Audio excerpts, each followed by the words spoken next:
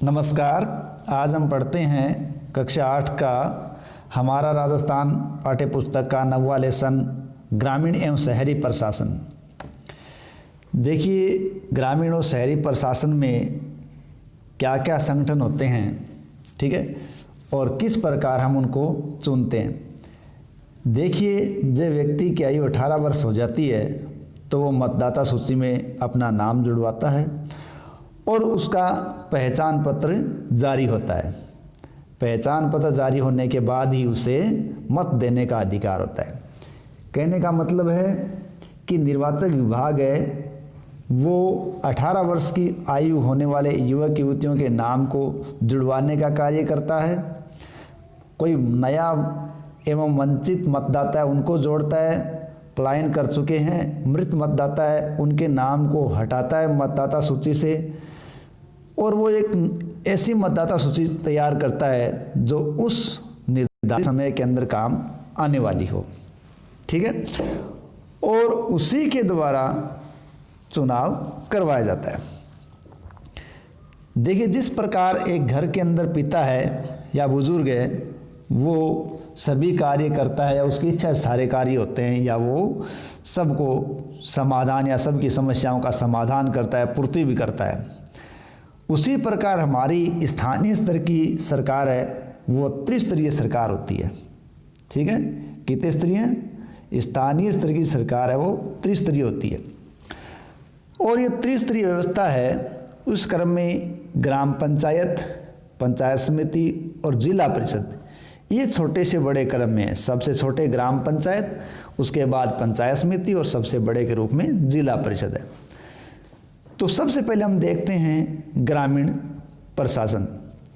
देखिए, ग्रामीण क्षेत्रों में समस्त वर्गों के लोगों को लोकतंत्र में अधिकतम भागीदारी सुनिश्चित करने के लिए, यानी गांव के जो लोग हैं उन अधिकतम लोगों की लोकतंत्र में भागीदारी सुनिश्चित करने के लिए हमारे देश में 73वां संविधान संशोधन विधेयक लाया गया। और 73वां संविधान संशोधन विधेयक लाकर उसमें पंचायती राज व्यवस्था को अपनाया गया है। कौन सी व्यवस्था को? पंचायती राज व्यवस्था को अपनाया गया है। और पंचायती राज व्यवस्था को संवैधानिक दर्जा दिया गया है और इस व्यवस्था को 11वीं अनुसूची के अंदर शामिल किया गया है। और पंचायती राज व्यवस्था के अंदर जो त्रिस्तरीय ढांचा है उसमें 29 प्रकार के, ध्यान रखें कितने प्रकार के? 29 प्रकार के कार्यों का उल्लेख किया गया है। यानी पंचायतों से संबंधित जो संविधान संशोधन है वो कौन सा है? 73वां। अनुसूची कौन सी है? 11वीं। और इसमें विषय कितने हैं? 29 विषयों को समाहित किया गया है, ठीक है। देखिए, जो त्रिस्तरीय ढांचा है वो किस प्रकार काम करता है। देखिए, पंचायती राज का त्रिस्तरीय ढांचा प्रकार है। देखिए, ग्राम स्तर पर क्या है? ग्राम पंचायत है जिसका चुना गया सदस्य होता है सरपंच, ठीक है, और इसकी मदद के लिए होता है ग्राम विकास अधिकारी। ग्राम पंचायत से बड़ा होता है पंचायत समिति, और पंचायत समिति का चुना गया मुखिया होता है प्रधान, और प्रधान की मदद के लिए होता है खंड विकास अधिकारी BDO, ठीक है। और पंचायत समिति से ऊपर होता है जिला परिषद जिसका मुखिया कहलाता है जिला प्रमुख, और जिला प्रमुख की सहायता के लिए जो अधिकारी होता है वो होता है मुख्य कार्यकारी अधिकारी। तो इस प्रकार ये त्रिस्तरीय ढांचा है वो चलता है। देखिए, इन चीज़ों के अंदर कौन क्या काम करता है। हम सबसे पहले लेके चलें ग्राम पंचायत में। देखिए तो स्वच्छता और पेयजल की व्यवस्था करना, मार्ग में प्रकाश व्यवस्था करना, मनरेगा कार्यक्रम जो गांव में चल रहा है उसका क्रियान्वयन देखना, आवेदकों को रोजगार उपलब्ध करवाना, सार्वजनिक वितरण प्रणाली को देखना, ठीक है, और ग्रामीण सड़कों का रख रखाव करना, ये ग्राम पंचायत के कार्य हैं। इसी प्रकार ग्राम पंचायत है वो जन्म मृत्यु और विवाह का पंजीकरण करने का कार्य करती है, और आपदाओं और महामारी के समय जिला परिषद से वो समन्वय रखती है। चारागाह एवं वनों का विकास भी इसके जिम्मे होता है। इसके अलावा मानव एवं पशु स्वास्थ्य, ठीक है, मानव एवं पशु स्वास्थ्य, पोषण, परिवार कल्याण कार्यक्रमों में ग्राम पंचायत सहायता करती है। और साथ ही साथ जो ग्राम पंचायत की स्थानीय भौतिक सुविधा हो या संसाधन हो, उनका विकास और समुचित उपयोग कैसे किया जाए, ये कार्य ग्राम पंचायत के द्वारा किया जाता है। पंचायत समिति देखें तो पंचायतों के कार्यों की समीक्षा करना, यानी ग्राम पंचायत जो कार्य करती है उनके पंचायतों के कार्यों की समीक्षा करती है। और नवनिर्वाचित जो सरपंचों और पंचों को प्रशिक्षण और मार्गदर्शन दिया जाता है वो पंचायत समिति सदस्यों द्वारा दिया जाता है। इसके अलावा सरपंचों, पंचायत समिति के सदस्य व जिला परिषद सदस्यों में समन्वय करता है, यानी एक तरफ जिला परिषद और एक तरफ ग्राम पंचायत, तो बीच में कौन है, पंचायत समिति, वो इन दोनों के बीच समन्वय स्थापित करती है। और साधारण सभा की बैठक है उसका आयोजन पंचायत समिति का काम होता है। इसके अलावा पंचायत समिति की बैठकों व स्थानीय समितियों के द्वारा लिए गए निर्णयों की या अनुपालना का नियंत्रण रजिस्टर रखना, ठीक है, यानी पंचायत समिति की जो बैठक हुई है उसमें क्या स्थानीय समितियों के द्वारा निर्णय लिए गए हैं, उनकी अनुपालना का लेखा जोखा नियंत्रण रजिस्टर में रखते हैं। कार्यस्थल एवं पंचायत मुख्यालय पर वास्तविक व्यय को दर्शाने वाले बोर्ड लगवाए जाते हैं, कितना व्यय हुआ है। पशु मेले का आयोजन करना भी ये पंचायत समिति का कार्य है। जिला परिषद की स्थिति देखें तो जिला परिषद क्या करते हैं, स्थानीय आवश्यकताओं और स्रोतों के अनुसार पंचायत समितियों की क्षेत्रीय योजनाओं को समेकित कर जिले के लिए अंतिम योजना तैयार करवाती है और पंचायतों की ग्राम सभाएं एवं बैठकों का पर्यवेक्षण करती है, ठीक है। तो पूरे जिले के लिए योजना है वो कौन बनाएगी, जिला परिषद। पंचायत समितियों व पंचायतों की निधियों का नियंत्रण करना भी किसका जिम्मा है, जिला परिषद का जिम्मा है। इसके अलावा ग्रामीण स्वच्छता एवं ग्रामीण आवासन कार्यक्रम चलाया जाता है, वो जिला परिषद के माध्यम से चलाया जाता है। ग्रामीण क्षेत्रों में जनता की शिकायतें दूर करने की जिम्मेदारी जिला परिषद की। प्राथमिक शिक्षा की गुणवत्ता सुनिश्चित करना, ये काम भी किसका होता है, जिला परिषद का होता है। अब देखिए ग्राम पंचायत, ठीक है। देखिए ग्राम पंचायत क्या है, ये लोकतंत्र की प्रथम इकाई है, ठीक है, जो वार्ड पंचों, उपसरपंच और सरपंच से मिलकर गठित होती है। यानी ग्राम पंचायत किससे गठित होती है, वार्ड पंचों, उपसरपंचों और उपसरपंच और सरपंच से मिलकर गठित होती है। इन पंचायतों का चुनाव राज्य निर्वाचन आयोग द्वारा संपन्न करवाया जाता है।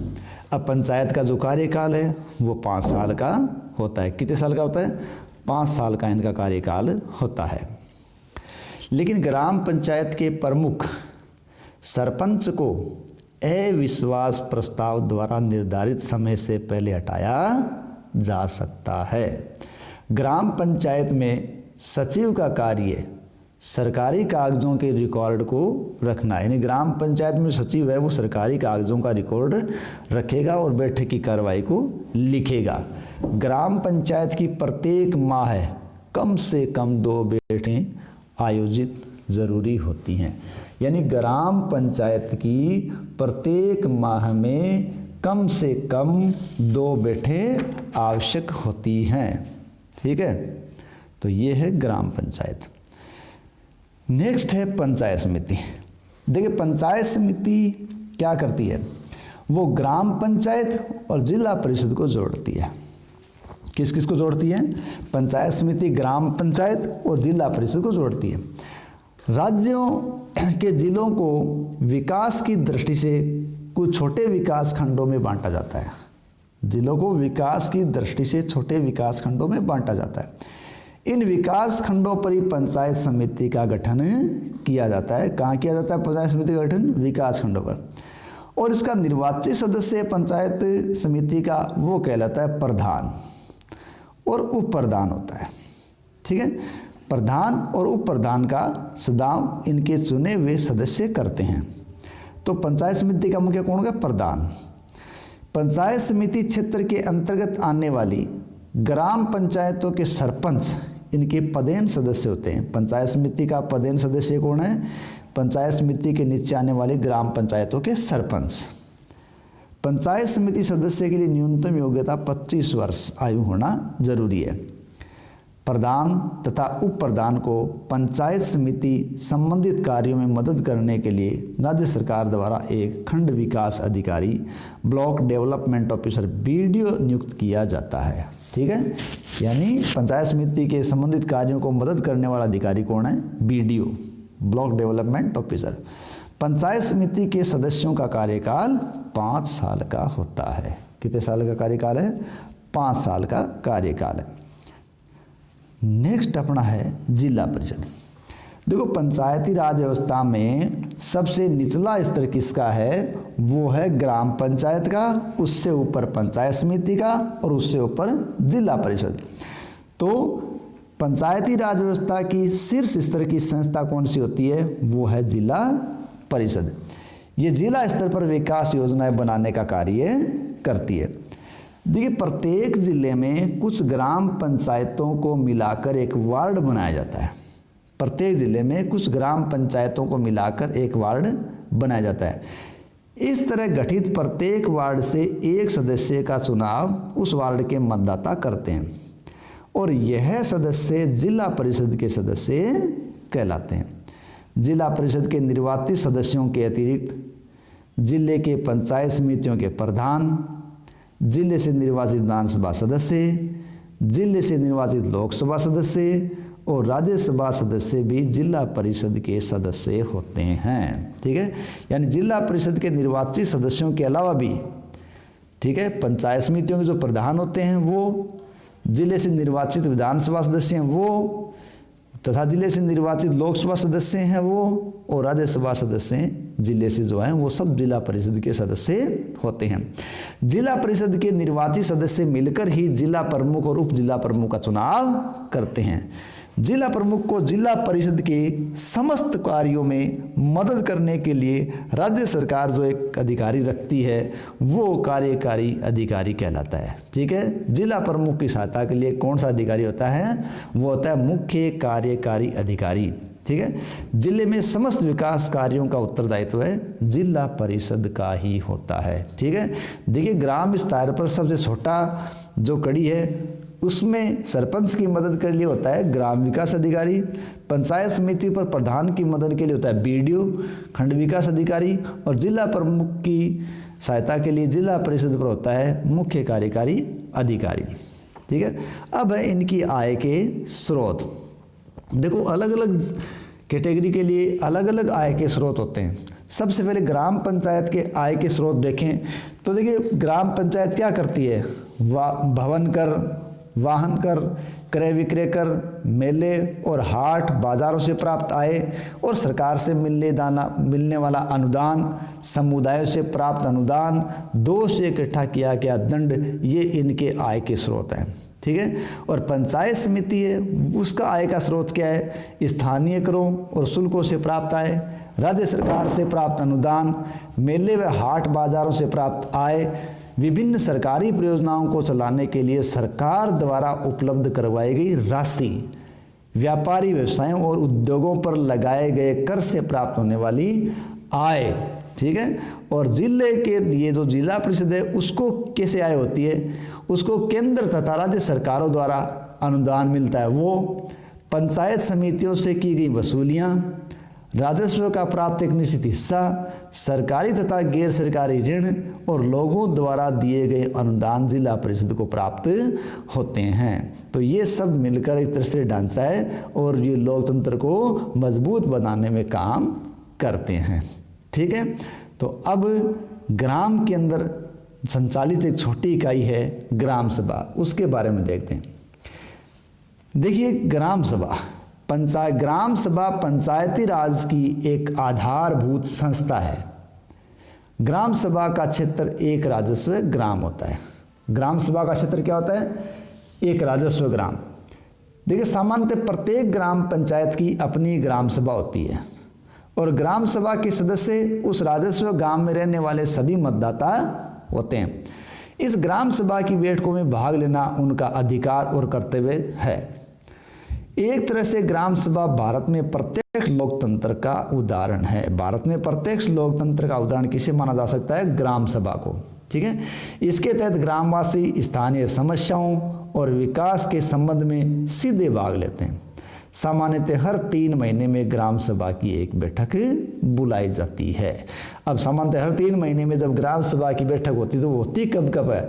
आमतौर पर 26 जनवरी यानी गणतंत्र दिवस पर, 1 मई यानी मजदूर दिवस पर, 15 अगस्त यानी स्वतंत्रता दिवस पर और 2 अक्टूबर को अर्थात गांधी जयंती को ग्राम सभा की बैठकें बुलाई जाती है। 26 जनवरी, 1 मई, 15 अगस्त, 2 अक्टूबर। और यदि आवश्यकता हो तो ग्राम पंचायत का मुखिया है वो ग्राम सभा की और भी बैठक आयोजित कर सकता है।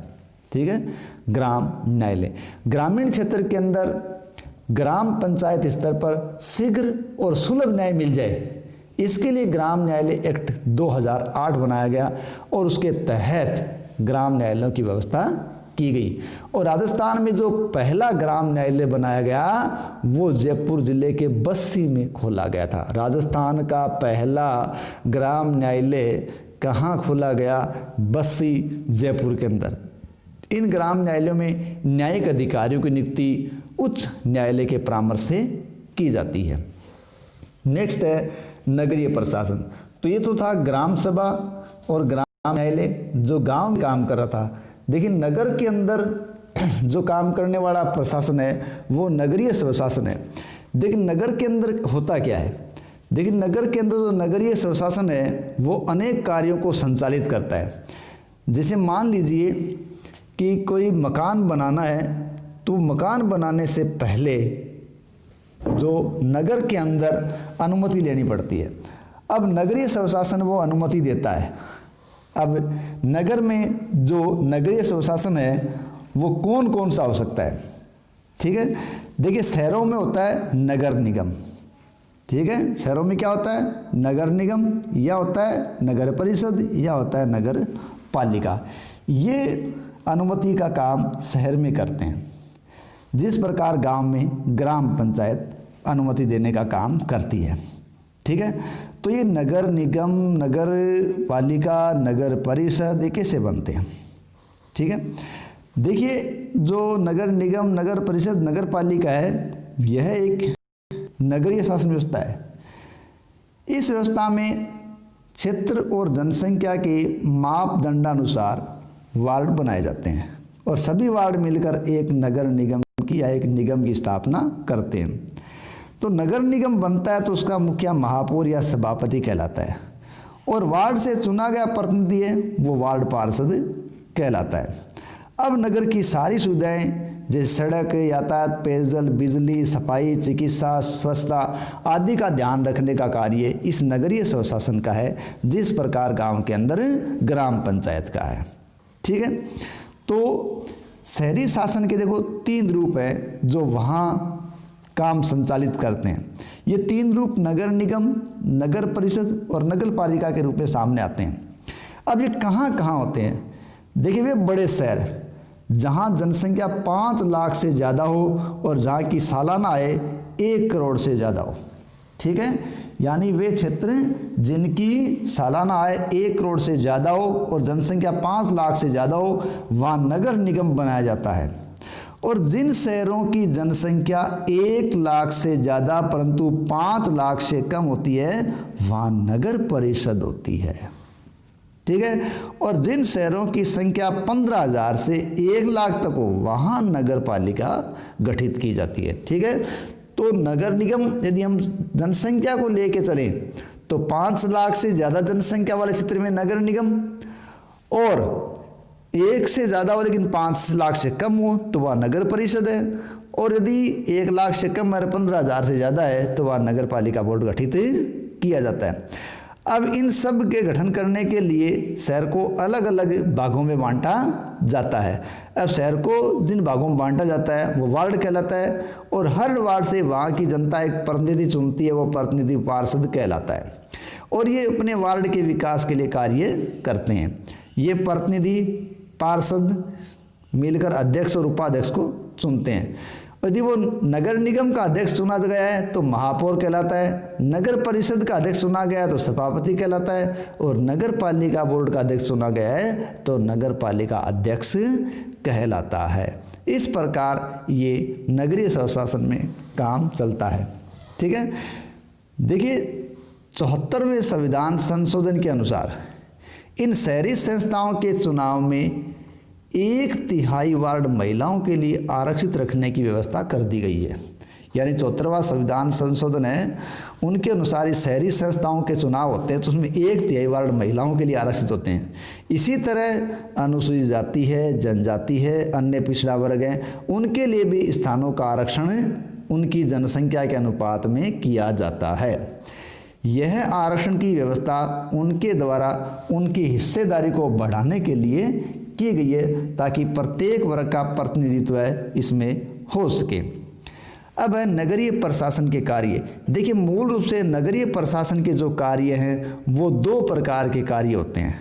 ठीक है, एक होता है इनमें अनिवार्य कार्य और दूसरा होता है ऐच्छिक कार्य। अनिवार्य कार्य वो है जो करने होते हैं और ऐच्छिक कार्य जिनको करना अनिवार्य नहीं है। अनिवार्य कार्य क्या है? शुद्ध पेयजल की व्यवस्था करना, रोशनी सफाई की व्यवस्था करना, दमकल व्यवस्था करना और जन्म और मृत्यु का पंजीकरण करना, ये नगरीय स्वशासन के अनिवार्य काम है।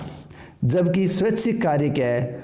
सार्वजनिक कार्य, स्टेडियम, वाचनालय, पुस्तकालय का निर्माण करना, वृक्षारोपण करवाना, आवारा पशु छुटकारा दिलाना, मेले प्रदर्शनियों का आयोजन करवाना, ये सब नगरीय स्वशासन के क्या कार्य हैं? स्वैच्छिक कार्य हैं। ठीक है, अब बात होती है कि ये जो समस्या है या जो विकास कार्य क्या और कैसे करवाना है और कौन सा करवाना है, इसके बारे में किस प्रकार से निर्धारण किया जाता है। देखिए नुक्कड़ में, जिस प्रकार गांव में नुक्कड़ या चौपाल में बैठकर लोग अपनी समस्या सुनते हैं, समस्या पर चर्चा करते हैं, उसी प्रकार शहर के लोग भी बैठकर अपनी समस्या पर चर्चा करते हैं। और ये बैठते कहाँ है? कोई महत्वपूर्ण स्थल जैसे सार्वजनिक स्थान हो, पुस्तकालय, वाचनालय हो, घंटाघर हो, वहाँ बैठकर अपनी चर्चा करते हैं और समस्याओं को प्राथमिकता के आधार पर सुनते हैं और पार्षद उनके कार्यों को संस्थाओं के माध्यम से पूरा करवाने का कार्य करवाते हैं। इन कार्यों के लिए संस्थाओं को 3 माध्यम से पैसा मिलेगा। एक तो ये कि उनको केंद्र सरकार और राज्य सरकारों से काम करने के लिए अनुदान राशि मिलेगी। दूसरा, वो विभिन्न शुल्क लगाकर जुर्माने के द्वारा पैसा प्राप्त करेंगे। और तीसरा, ये संस्थाएं शहरवासियों पर विभिन्न कर लगाकर उनसे पैसा प्राप्त करेगी और विकास योजनाओं को पूरा करने का कार्य करेगी जिनकी उस क्षेत्र में डिमांड या मांग होती है। गांव व शहरों के विकास के लिए यह भी आवश्यक है कि प्रत्येक नागरिक अपने कर्तव्यों का पालन करे और प्रशासन को पूर्ण सहयोग प्रदान करे ताकि हमारा प्रशासन सही तरीके से चले और हम सही विकास की ओर अग्रसर हों। धन्यवाद।